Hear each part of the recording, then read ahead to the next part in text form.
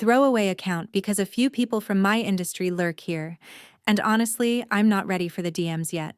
So, hi, I'm Emily, mid-30s, project lead at what used to be a fast-growing consulting firm that loved to brag about its family culture and strong female leadership.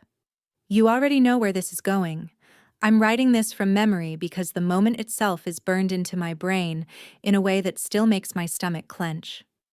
I was on a business trip in Chicago. Important one. The kind where you rehearse your pitch in the mirror, double-check your slides at midnight, and convince yourself that if this deal closes, everything you've swallowed over the last year will finally be worth it. The deal was my idea, by the way. My framework, my numbers, my contacts. Richard, my boss, had smiled proudly when he approved it, the way people do when they think something belongs to them now. For context, Richard is one of those men who calls himself brutally honest, but somehow that honesty only ever flows downward. Loud in meetings, charming with clients, allergic to accountability.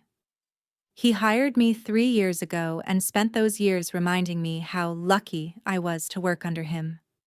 His arrogance wore a blazer and a leadership podcast voice. The first signs of trouble had been subtle. Credit for my ideas drifting away from my name. My proposals suddenly being rephrased by him before presentations. Jokes in meetings about me being emotional when I pushed back. But I told myself it was normal. Corporate noise. The price of ambition. That morning in Chicago, I had just finished a breakfast meeting with a potential partner. It went well. Really well. I remember standing on the sidewalk, cold air biting my face, feeling that rare, fragile thing. Pride. Then my phone buzzed. A Slack notification from Richard.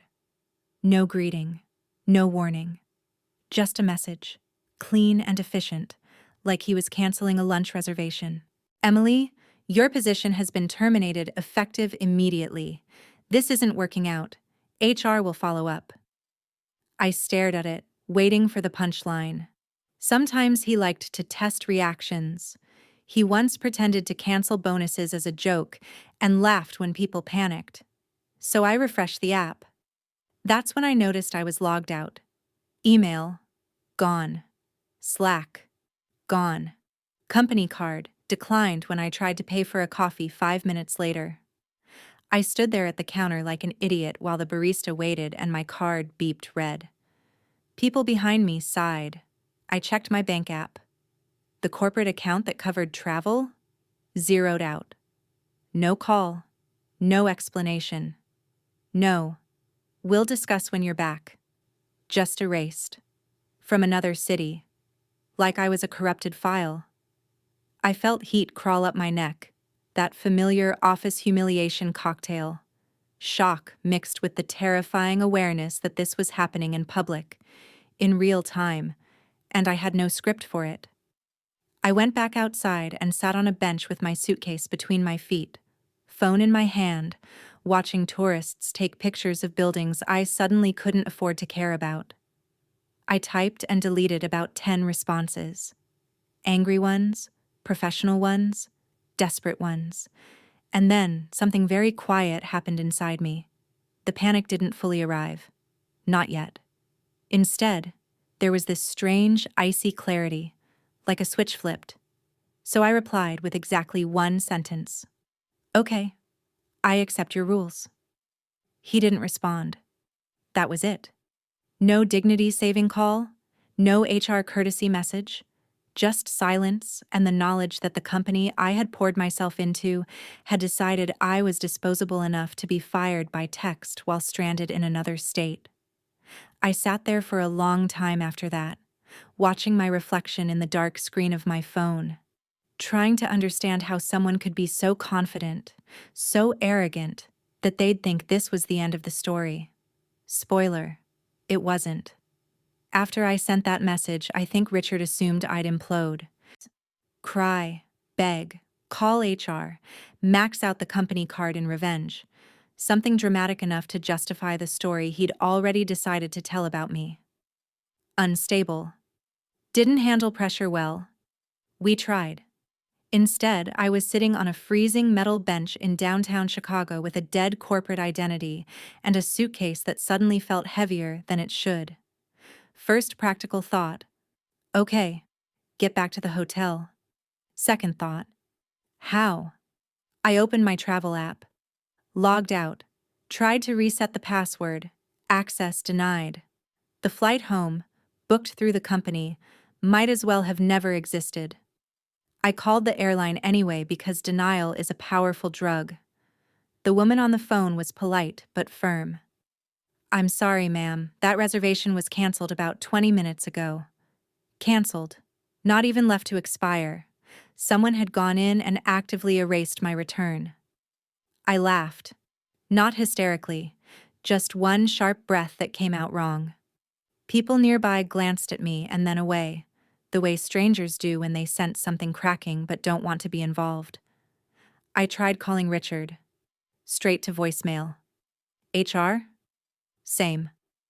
I checked Slack out of habit, like touching a sore tooth. Still locked out. It was like being ghosted by an entire corporation. I did the math in my head. Personal card balance, hotel nights, food, a last-minute flight booked on my own dime. I could manage it, technically, but it hit me then how deliberate this was. This wasn't just firing me. This was punishment. Control. A quiet little power move designed to remind me who decided whether I got home comfortably or not. I dragged my suitcase through the lobby anyway, pretending I belonged there, pretending I hadn't just been professionally erased. The receptionist smiled and asked how my meeting went. "Productive," I said, because muscle memory is real. Back in my room, I sat on the edge of the bed and finally let the silence settle. No inbox pinging, no calendar reminders, no executive summaries to polish. Just me, a city I hadn't planned to be alone in, and the realization that fear hadn't arrived like it was supposed to. Instead, there was clarity. I wasn't scrambling to fix this. I wasn't drafting apology emails for mistakes I didn't make. I wasn't rehearsing how to sound small enough to be allowed back in. For the first time since I'd joined that company, I wasn't performing usefulness. I booked a cheap flight home for the next afternoon. Middle seat, layover, no upgrades. It felt oddly grounding, like touching something real after years of corporate theater. Then I turned my phone face down and stared at the ceiling. I thought about all the moments I'd ignored. The meeting where Richard interrupted me mid-sentence and finished my idea louder. The client call where he introduced my strategy as something the team brainstormed. The time he joked that I was too intense when I asked for credit. I thought about how many times I'd softened my voice so he wouldn't feel challenged. How often I'd absorbed his bad moods like it was part of my job description. And sitting there, alone, fired, stranded, something settled into place. If this was rock bottom, it wasn't nearly as terrifying as I'd been warned. No one was yelling at me. No one was taking my ideas. No one was watching to see how accommodating I could be. I ordered takeout, paid with my own card, ate on the bed in sweatpants. The world didn't end. That night, Richard finally texted, "HR will reach out. Don't do anything stupid." I didn't reply, because for the first time, I wasn't afraid of being inconvenient. I didn't plan to open the laptop. That's important, because I know how this sounds. I know how quickly people jump to conclusions online. You shouldn't have accessed company property. That's illegal. Two wrongs don't make a right. Trust me, I've already had this argument with myself at 3 a.m. But here's the thing. Richard forgot to fully erase me. The laptop was still on the desk, humming quietly, like it always had. Same stupid company sticker on the lid. Same faint coffee stain near the trackpad from the night I stayed late fixing someone else's mistake. Muscle memory took over. I lifted the lid, half expecting a dramatic lock screen or some access revoked message. Instead, my desktop appeared. No warning, no shutdown, just me. Still there.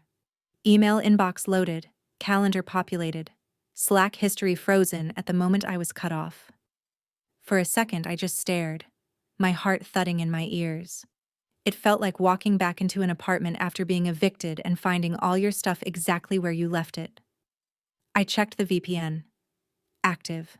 I opened the shared drive. Active. That's when the weight of it hit me. Not fear, not excitement, but disbelief.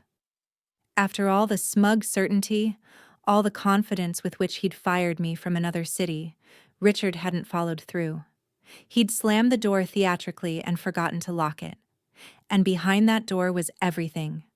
Contracts I'd negotiated, drafts I'd written at 2 a.m., strategy decks with my name quietly removed from the footer, emails where Richard promised clients deliverables based entirely on systems I'd built, financial approvals routed through my account because, for months, he'd insisted it was more efficient if I handled them.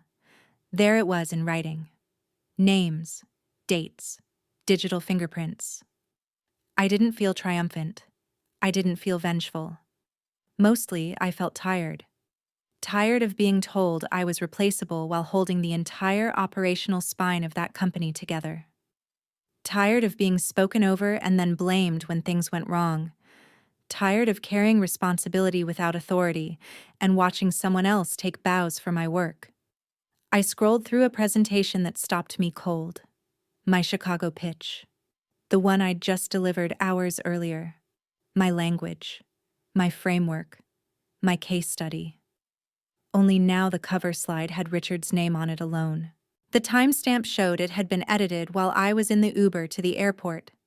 That's when I laughed. Quietly. Just a breath again, but this time it wasn't disbelief. It was recognition.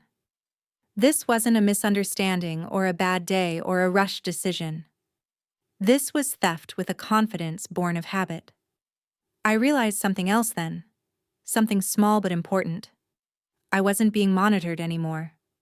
No one was waiting to see what I'd do next. No Slack status lights.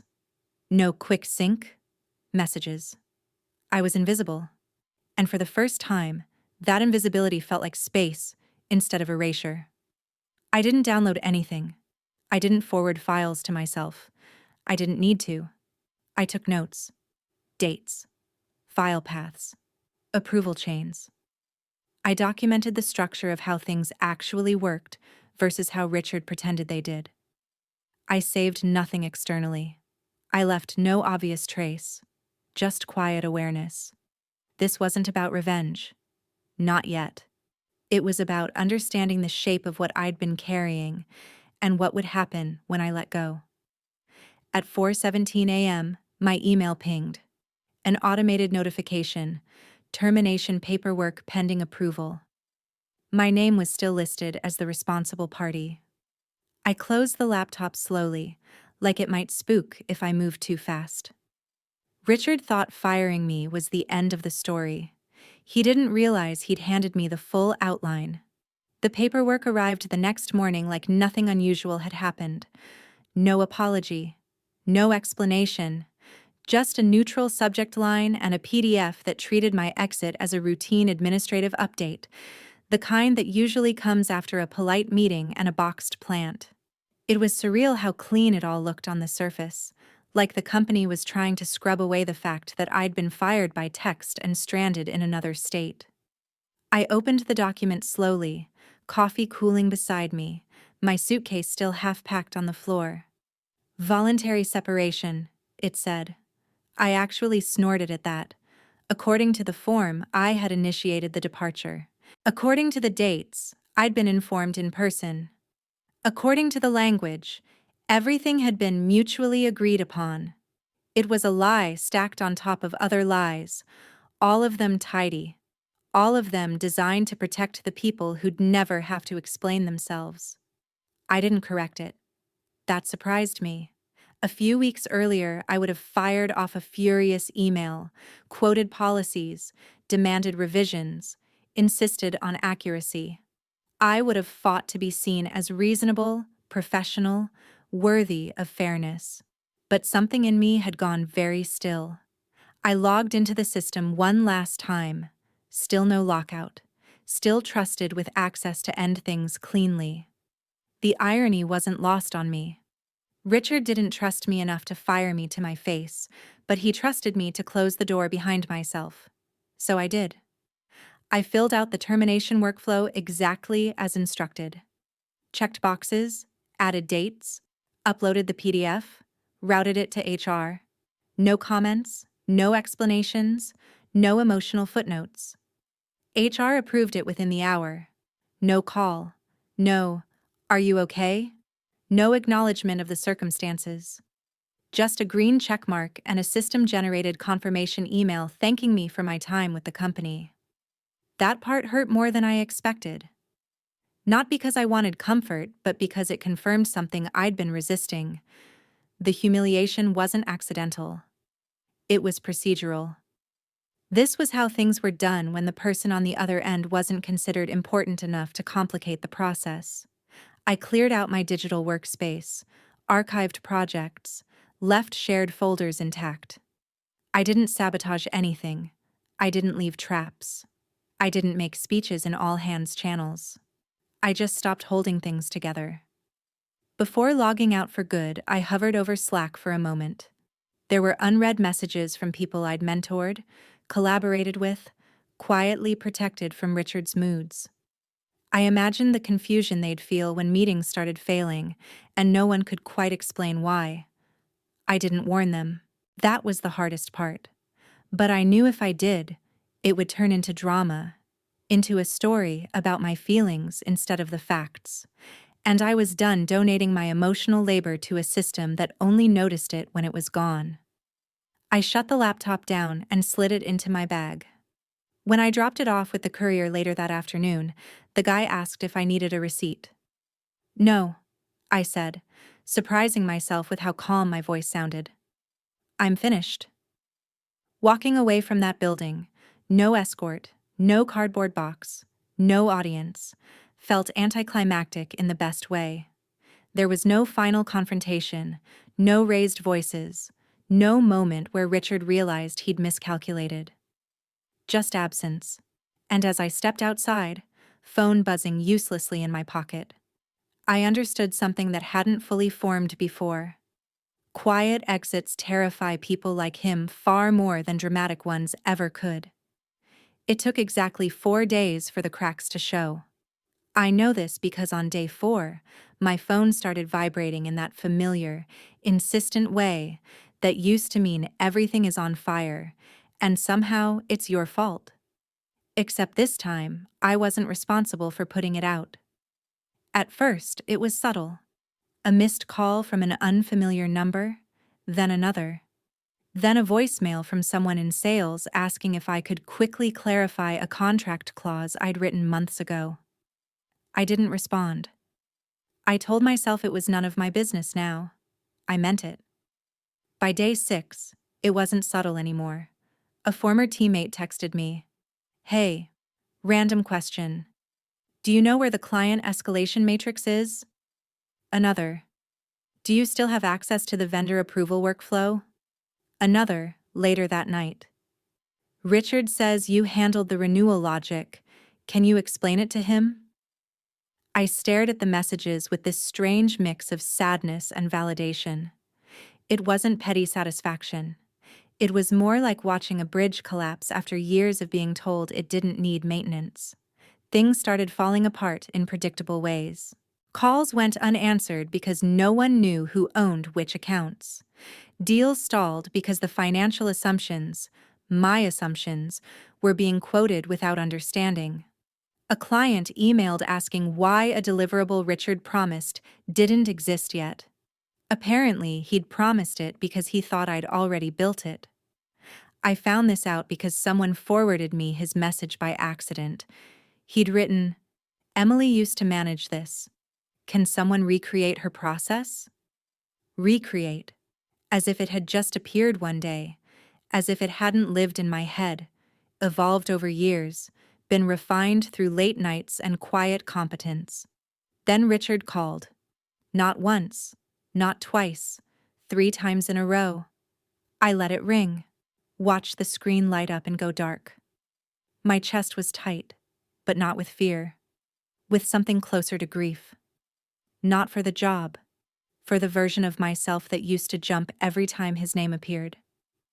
The voicemail he left was different. No arrogance, no commands. Just irritation stretched thin over urgency. Emily, we need to talk. There are some things you handled that we need clarification on.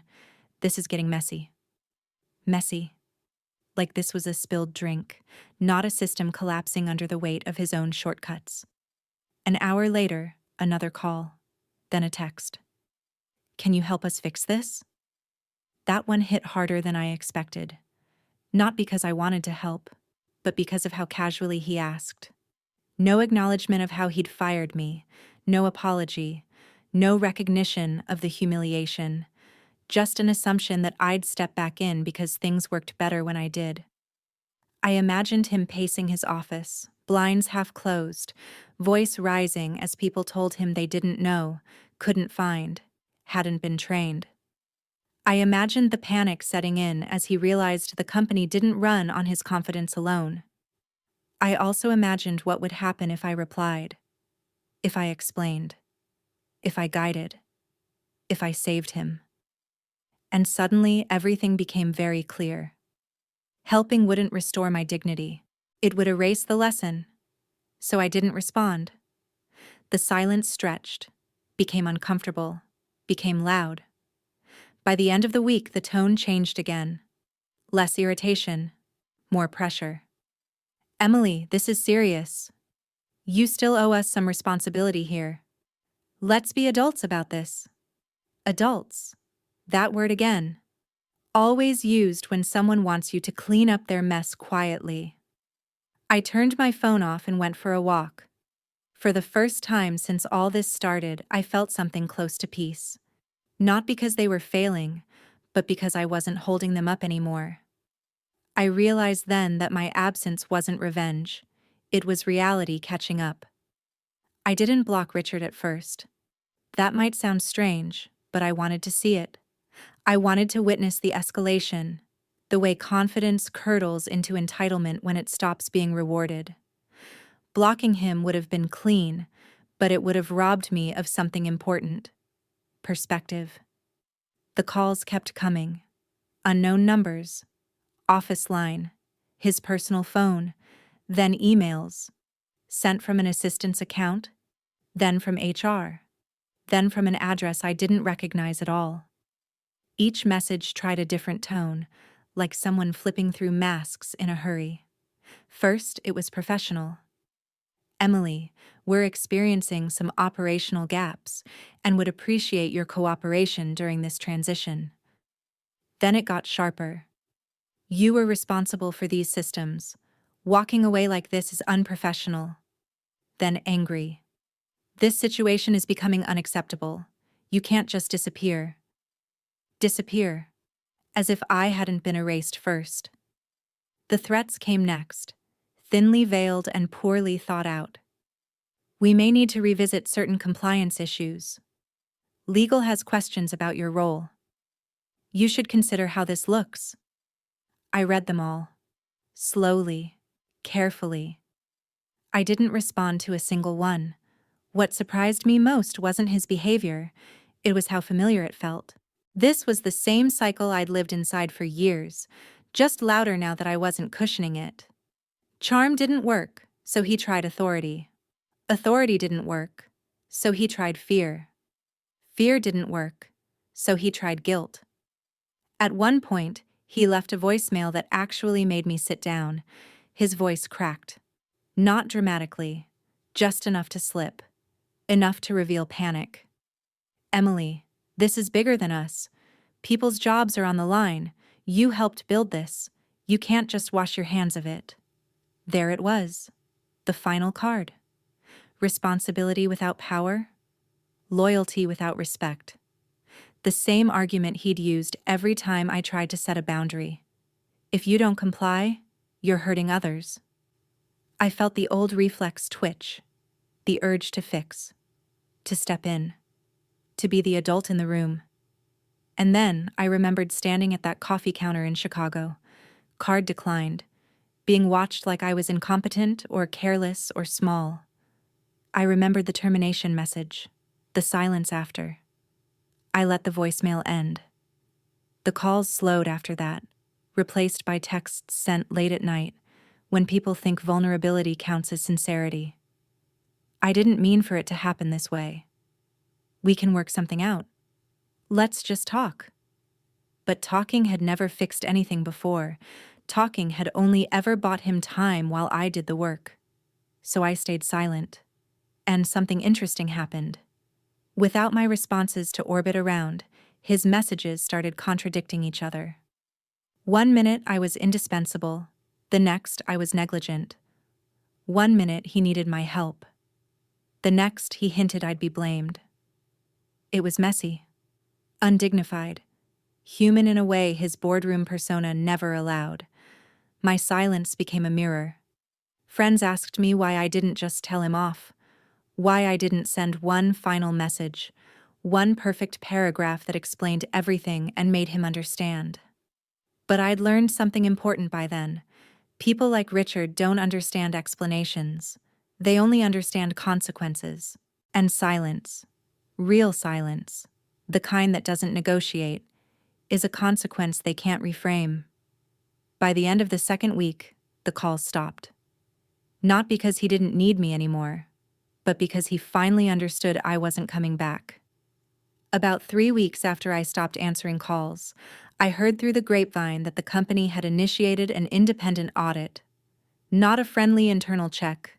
They'd hired an outside firm, suits and briefcases, names and dates that couldn't be twisted or ignored.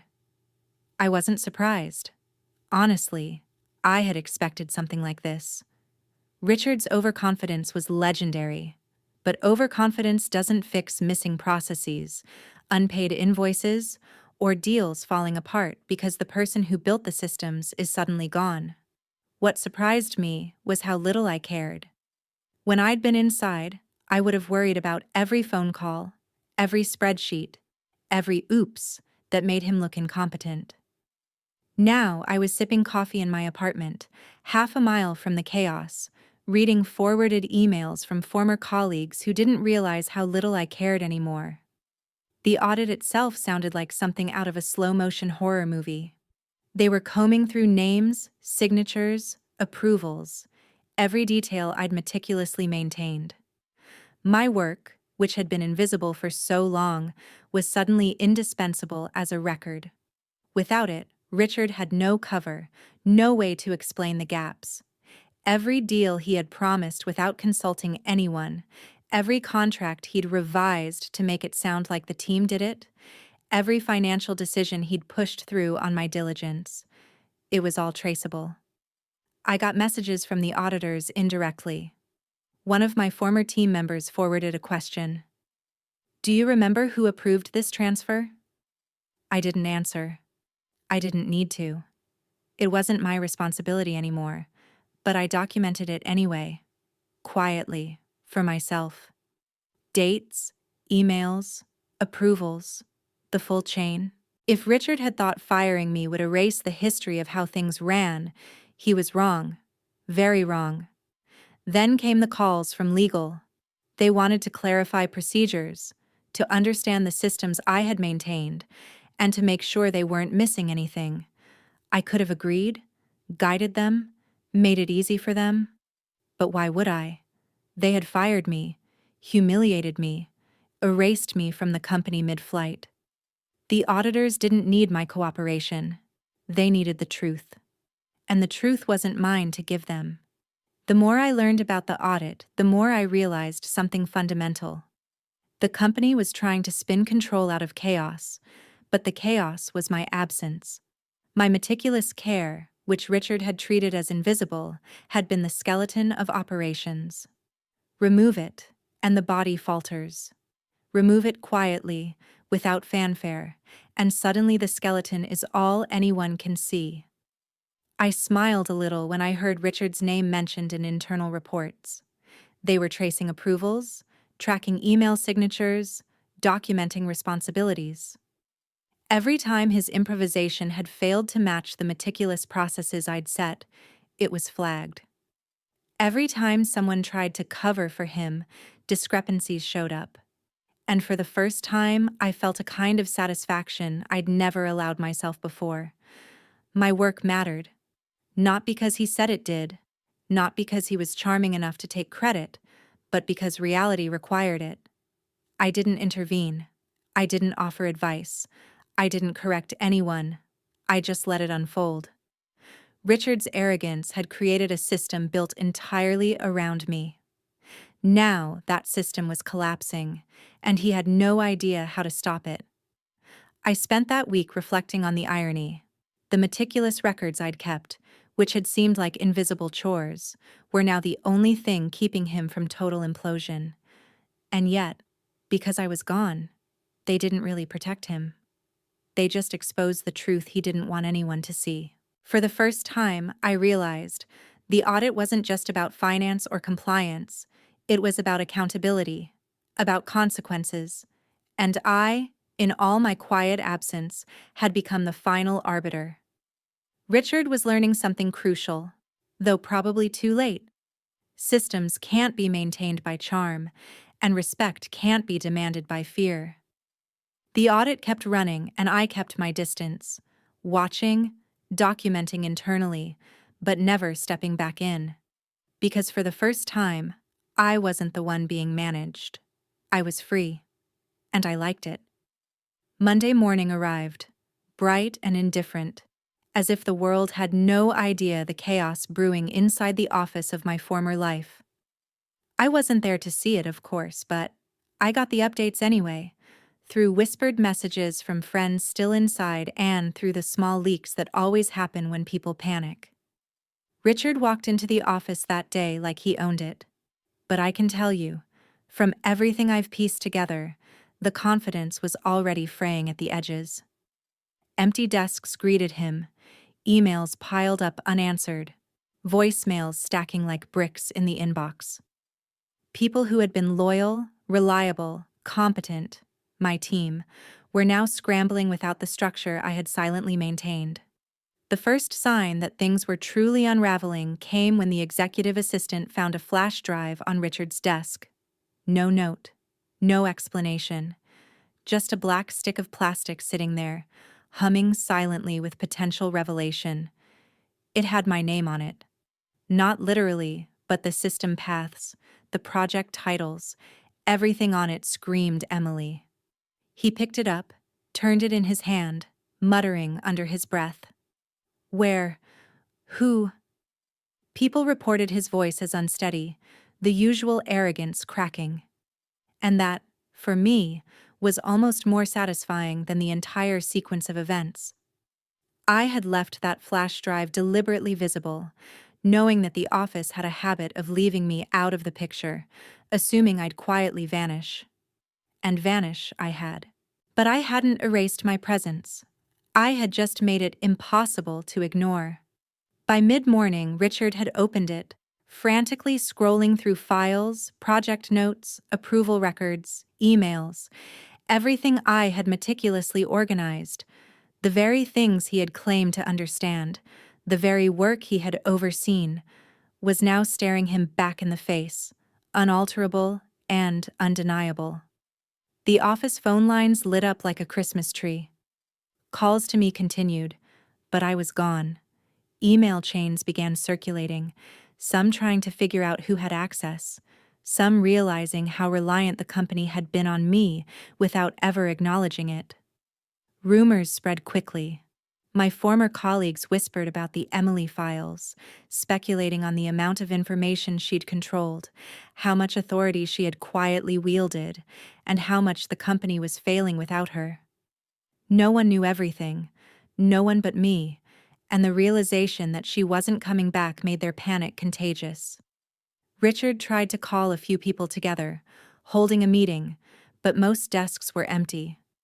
Those who remained were scared, exhausted, and confused. For the first time, Richard couldn't command the room. He couldn't charm anyone. He couldn't hide behind the veneer of control that had always worked before. By lunch, HR had been inundated with questions. Legal was already combing through files, trying to piece together the discrepancies my absence had revealed. The systems I'd maintained were intact, but now exposed. No one could spin this without acknowledging the truth, and that truth was inconvenient, untidy, and entirely outside of his control. And all of this, the chaos, the panic, the exposure, was silent from my side. I didn't need to call. I didn't need to show up.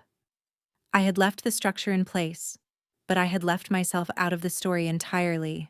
My absence was louder than any explanation I could give. Richard stared at that flash drive for hours, muttering, scrolling, panicking, and ultimately realizing that the control he thought he had was gone. He had built an empire that only ran because of me. Without me, it was fragile, unmanageable, and very, very exposed. And for the first time in months, maybe years, I felt something I hadn't allowed myself to feel: pure clarity. I wasn't responsible for cleaning this up. I wasn't obligated to rescue him from the consequences of his arrogance. I was simply outside it, watching, learning, and untouched. Monday morning was chaos for them. For me, it was just a quiet reminder. Sometimes the most powerful move is the one no one sees coming. By now, the story had reached a point where Richard's panic had become almost tangible. Not the loud, blustery panic of his usual arrogance, but the quiet, creeping kind that eats at your confidence. The kind where you walk into the office expecting to be in control and instead feel like a stranger in your own building. I hadn't called, emailed, or intervened. I hadn't clarified or guided anyone. I'd watched the dominoes fall from a distance, and the distance was everything. One morning, a note appeared on his desk. Nothing fancy, just a slip of paper, neatly folded, typed in a simple font, and left where he would see it. It read, "I didn't betray you. I followed your rules." That was it. No flourish, no emotion, no threat. Just a statement of fact. Richard, of course, didn't immediately understand. He probably stared at the paper for hours, trying to interpret tone, trying to figure out if this was a joke, a taunt, or a mistake. He was probably muttering about loyalty, responsibility, or how I could have at least helped clean up. But the message wasn't for him. Not really. It was for everyone else, too. The people scrambling to fix deals they didn't understand. The legal team chasing approvals. The HR staff who had shrugged when I was terminated. I had played by the rules he set. I had done exactly what he asked of me, and now he had to face the consequences. Everything he had built on my labor, my diligence, my presence, was crumbling because he had misread the system. He had treated it, and me, as disposable, forgetting that systems require real people to operate them. I imagined him pacing, glancing between the flash drive, the note, and the empty office. He had been so confident that firing me would be dramatic and definitive that I'd crumble, apologize, grovel, maybe negotiate to stay in a smaller role. Instead, I had followed the rules he set: work hard, deliver results, maintain integrity, be dependable. And when those rules no longer served him, I left them exactly as they were: intact, complete, undeniable. The irony of it didn't escape me. Every project he'd praised, every client he'd courted, every report he had boasted about, those were all structured, approved, executed by me. I hadn't stolen from him. I hadn't betrayed him. I had done exactly what I was supposed to do. And now, the fallout was his. I smiled quietly as I sipped my coffee that morning. Not in malice, not in revenge, but in recognition. It was rare, in corporate life, to let people learn lessons without screaming or creating drama. But sometimes, the best lessons are delivered silently, by absence and integrity. He would figure it out eventually. I knew that. Probably not immediately, probably not gracefully, but he would. The systems he had taken for granted, the work he had treated as his own, the person he assumed would always be there to catch his mistakes. They all demanded acknowledgement now. And I was no longer there to catch him. It was strange to feel both satisfaction and detachment. Satisfaction because the truth was finally visible. Detachment because it had never been about revenge. I hadn't manipulated. I hadn't sabotaged. I hadn't schemed. I simply followed the rules he had set and let them play out. That is power. The quiet kind. The kind that doesn't need to scream to be noticed. The kind that Richard would understand far too late, when the consequences of arrogance, neglect, and entitlement had already unfolded. And for the first time in months, I felt untouchable. I had done everything right. I had followed every instruction, every protocol, every rule he thought would bind me. And in doing so, I was free. Free from the fear. Free from the manipulation. Free from the pretense of control he had held over me for so long. Sometimes, the simplest truth is the hardest to accept. Doing your job well, with integrity, and then stepping away. That can be the most devastating statement you ever make. By the time I started my new life, I wasn't thinking about Richard or the company much. Not because I didn't care. Well, I did, in a detached, almost anthropological way, but because I had learned that being caught up in someone else's chaos only drags you back into it. I had spent years performing usefulness, absorbing blame, absorbing stress, absorbing responsibility for systems and people who would never acknowledge me. That chapter was over. I started consulting. Quietly at first, small projects, clients who valued my expertise and respected my boundaries. No one asking me to stay late to cover someone else's mistake. No one taking credit for my ideas. Just work, honest and straightforward, and the freedom to do it my way. I hadn't realized how addictive that clarity could be until I experienced it. The freedom was almost shocking. I woke up without a calendar filled with tasks I didn't own, emails I didn't want, and bosses whose only hobby was reminding me how lucky I was to work under them. I traveled for work only if I wanted to. I decided when and how I contributed, and I didn't apologize for it. I stayed in touch with a few former colleagues, not the ones who had been passive, who had let him dominate them, but the ones who had quietly respected me and my work. They were relieved to hear from me, to know that I had survived, to know that my absence hadn't broken me but had exposed the rot in their system. Richard? I never answered his calls again. I watched from a distance as the company struggled, the way people watch a slow-motion car crash. Deals fell apart, internal emails leaked, lawsuits threatened, but none of it was my problem. His arrogance, his entitlement, his inability to value anyone but himself had caught up with him.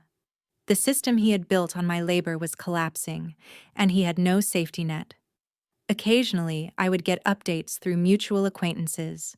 He had started delegating tasks more carefully, but morale was low, turnover was high, and the shadow of my absence lingered like a ghost. No one could recreate what I had built. No one could replace it. And no one could replace me. I began to reflect on what I had learned. It wasn't just about being competent. It wasn't just about following rules. It was about boundaries, about recognizing when your dedication is being weaponized, about understanding that sometimes the best move is to step back, to remove yourself from the game and let the consequences fall where they may. People often ask me if I feel guilty, if I regret not stepping in, if I should have helped fix things. The truth is, I don't. Guilt implies responsibility, and my responsibility ended the moment they erased me in Chicago. What followed wasn't my failure, It was the inevitable outcome of years of entitlement, arrogance, and mismanagement. I rebuilt myself quietly, not as a power move, not to prove anything, but because I finally realized that my value wasn't determined by anyone else. Freedom, competence, integrity, they're worth more than recognition from someone incapable of giving it. So yes, they fired me on a business trip. They tried to erase me, humiliate me, and make my existence inconvenient for their comfort. But I came back untouchable. Because the truth is that no one can fire you from yourself. No one can take away your clarity, your expertise, or your boundaries. And sometimes, the ultimate revenge isn't drama, confrontation, or chaos. It's living well, fully, and untethered. While the people who try to control you stumble through the consequences of their own arrogance. I learned that. And now, I live it. Every day. Not convenient anymore, indeed. Looking back, it's strange how everything unfolded. The panic, the humiliation, the emails, the erased access. It all feels surreal now, like I was both outside myself and completely present at the same time. Writing this, I realized that what I went through wasn't just about being fired or about Richard's arrogance. It was about learning the rules of engagement in a world where competence doesn't always protect you, and integrity can feel invisible until it isn't convenient anymore. I want to be clear. I don't tell this story to brag. I tell it because so many of us, women, professionals, anyone trying to do the right thing in a system built to overlook them, get trapped in cycles of overwork, overexposure, and over-accountability. You do the work. You manage everything. You absorb the blame. And when the time comes, the system doesn't protect you. It erases you. Here's the lesson I learned the hard way. The only thing you truly control is yourself. Not the boss, not the clients, not the team you lead. Yourself. Your decisions, your boundaries, your integrity. When you align those with your actions and follow your own rules instead of someone else's performative demands, you gain something no one can fire you from: clarity, freedom, dignity. I also learned how powerful absence can be. Not dramatic absence, not shouting or protesting, quiet absence, doing your job well, leaving when it's no longer safe or valued, and letting the consequences fall where they may. People like Richard, arrogant, entitled, used to control, don't understand absence until it's too late. Absence becomes louder than any confrontation ever could. Another thing, documentation is survival. I didn't need it for revenge. I needed it to know the truth of my own work, to protect myself from the narratives they would invent about me. Keep records, keep proof, keep your integrity intact, even when the system doesn't notice. Finally, and most importantly, don't confuse being useful with being indispensable. Usefulness is temporary. Indispensability is an illusion. Protect yourself first. Build boundaries. Step away when it matters. The people and companies that fail to value you will collapse under their own weight, often faster than you imagine. So, to anyone reading this who feels trapped in a job, a boss, or a system that humiliates you while taking credit for your work, take note. You don't have to fight in the way they expect. Sometimes the strongest move is to follow your own rules, step away, and let reality do the rest. I did. And now I'm not just free, I'm untouchable. And that, honestly, is the best feeling in the world.